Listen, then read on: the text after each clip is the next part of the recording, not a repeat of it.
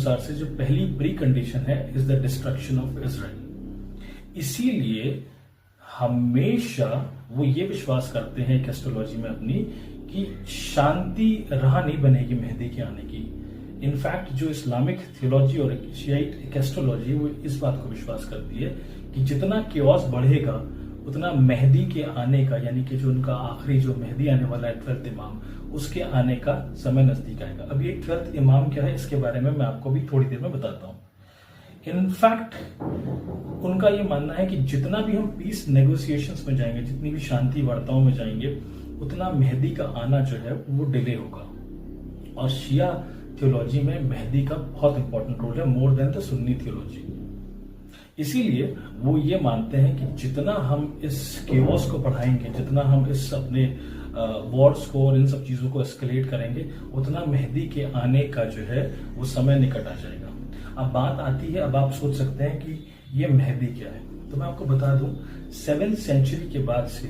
लगभग 9th century तक शिया लोग ये विश्वास करते हैं कि 12 इमाम्स आए और जो आखिरी इमाम था उसका नाम था मोहम्मद अल मेहदी, लेकिन उनका डिसअपेरेंस जो है वो 874 AD के आसपास हो गया। और वहीं से एक अजीब सी विचारधारा जन्मी जहां पर ये विश्वास किया जाने लगा कि ये जो मेहंदी है वो अंत के, अभी तो डिसअपेयर हुआ है लेकिन एंड टाइम्स में ये वापस आएगा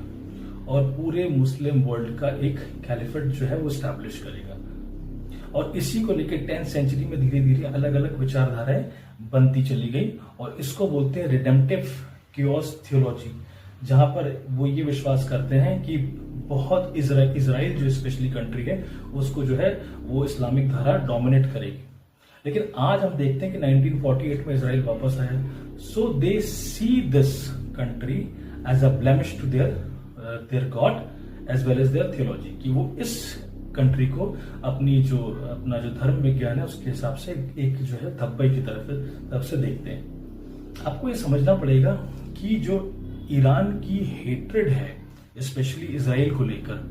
वो इतनी ज्यादा है कि वो उसे सुन्नी वर्ल्ड से भी कनेक्ट करा देती कभी कभी, जैसे फतह को फंड करना, हमास को फंड करना पैलेस्टाइन में, जबकि ये सब सुन्नी मेजोरिटी